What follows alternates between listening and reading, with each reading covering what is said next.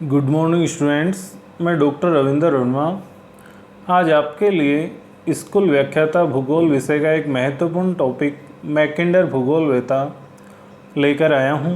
यह जो टॉपिक है भौगोलिक चिंतन व राजनीतिक भूगोल से लिया गया है। यदि यह टॉपिक आपको पसंद आए तो इसे लाइक, शेयर व सब्सक्राइब करना ना भूलें।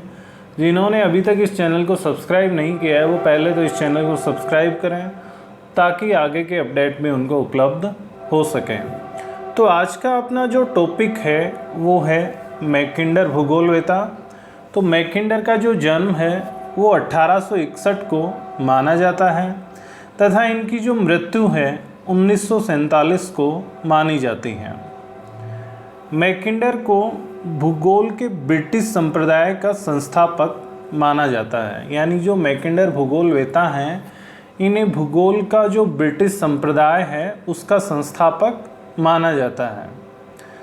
इसी प्रकार मैकेंडर ऑक्सफोर्ड विश्वविद्यालय में प्राध्यापक बने थे।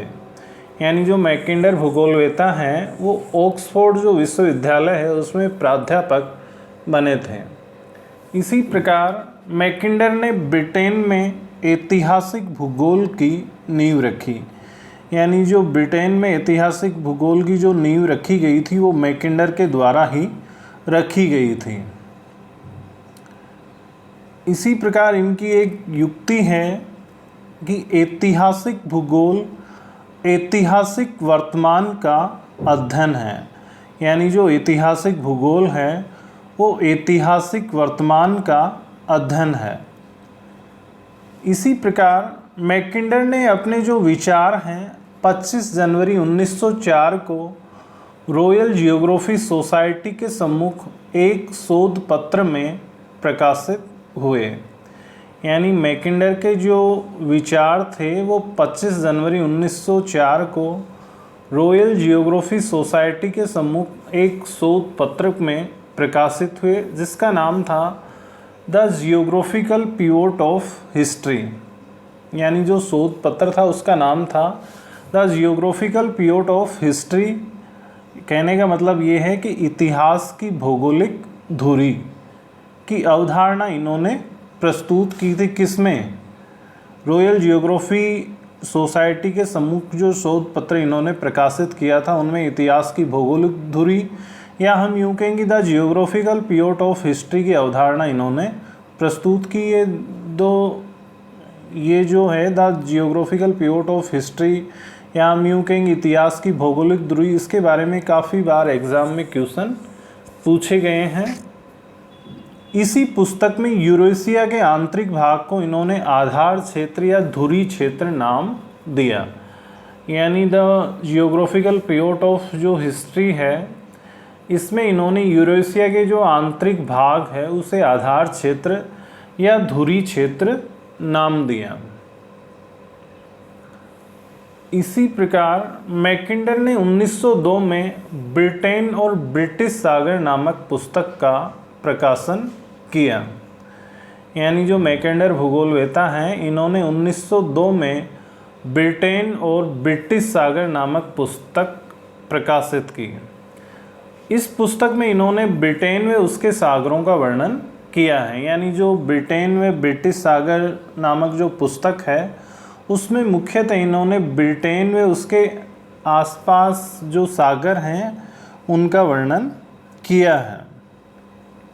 इसी प्रकार 1919 में मैकेंडर की जो पुस्तक है डेमोक्रेटिक आइडियल्स एंड रियलिटी प्रकाशित हुई। यानी 1919 में मैकेंडर की जो प्रमुख पुस्तक है डेमोक्रेटिक आइडियल्स एंड रियलिटी प्रकाशित हुई। इसी पुस्तक में मैकेंडर ने सर्वप्रथम हृदय स्थल शब्द का प्रयोग किया। यानी जो डेमोक्रेटिक आइडियल्स एंड रियलिटी है जो पुस्तक है उसमें मैकेंडर ने सर्वप्रथम हृदय स्थल शब्द का प्रयोग किया है। ये जो पुस्तक है ये भी अक्सर एग्ज़ाम में पूछ ली जाती हैं। काफ़ी बार इसके बारे में क्वेश्चन आए भी हैं एग्ज़ाम में। इसी पुस्तक में मैकेंडर ने विश्व की राजनीतिक शक्ति की व्याख्या भी की है। यानी कई बार पूछ लिया जाता है कि विश्व की राजनीतिक शक्ति की व्याख्या कौन सी पुस्तक में की गई है, तो उस पुस्तक का नाम है डेमोक्रेटिक आइडियल्स एंड रियलिटी। या कई बार ये क्वेश्चन पूछ लिया जाता है कि हृदय स्थल शब्द का प्रयोग कौन सी पुस्तक में किया गया है, तो उसका नाम है डेमोक्रेटिक आइडियल्स एंड रियलिटी। या विश्व की राजनीतिक शक्ति, तो उसका आंसर भी क्या होगा, डेमोक्रेटिक आइडियल्स एंड रियलिटी। इसी प्रकार मैकिंडर ने एक युक्ति दी है कि जो पूर्वी यूरोप पर शासन करता है वह हृदय क्षेत्र को नियंत्रित करता है। यानी इन्होंने कहा है कि पूर्वी यूरोप पर शासन करता है वह हृदय क्षेत्र को नियंत्रित करता है। जो हृदय क्षेत्र पर शासन करता है वह विश्व द्वीप पर नियंत्रण रखता है। जो हृदय क्षेत्र पर शासन करता है वह विश्व द्वीप पर नियंत्रण रखता है। इसी प्रकार जो विश्व द्वीप पर शासन करता है वह विश्व पर नियंत्रण रखता है। तो ये जो युक्ति है ये मैकिंडर ने दी है कि जो पूर्वी यूरोप पर शासन करता है हृदय क्षेत्र को नियंत्रित करता है, जो हृदय क्षेत्र पर शासन करता है वह विश्व द्वीप पर नियंत्रण रखता है, और जो विश्व द्वीप पर शासन करता है वह विश्व पर नियंत्रण रखता है। तो इस युक्ति की एक दो लाइनें दे दी जाती है, इसके बारे में कई बार एग्जाम में क्वेश्चन पूछे गए हैं कि ये युक्तियाँ किसकी हैं या ये कथन किसके हैं, तो उसका आंसर आपका होगा मैकिंडर। इसी प्रकार मैकिंडर ने 1943 में विश्व के सामरिक महत्व पर the round world and the winning of the peace की रचना की।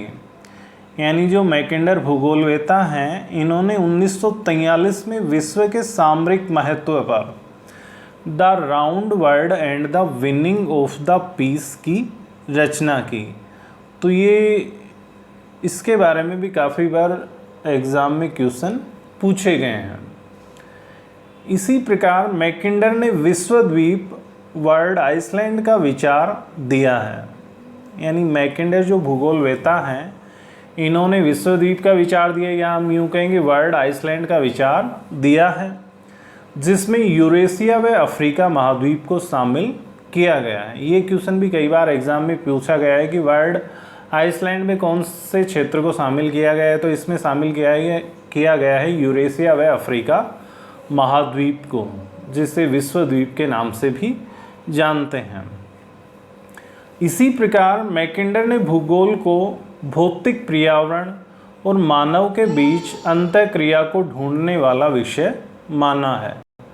यानी मैकिंडर ने भूगोल को भौतिक पर्यावरण और मानव के बीच अंतःक्रिया को ढूंढने वाला विषय माना है। तो ये था आज का अपना जो टॉपिक था, मैकिंडर भूगोलवेता जो एक प्रकार से भौगोलिक चिंतन में राजनीतिक भूगोल का महत्वपूर्ण भूगोलवेता है। तो इसके बारे में आज अपन ने अध्ययन किया। मुझे उम्मीद है यह जो टॉपिक है आपको पसंद आएगा। यदि यह टॉपिक आपको पसंद आए तो इसे लाइक, शेयर व सब्सक्राइब करना ना भूलें। जिन्होंने अभी तक इस चैनल को सब्सक्राइब नहीं किया है वो पहले तो इस चैनल को सब्सक्राइब करें ताकि आगे के अपडेट भी उनको उपलब्ध हो सकें।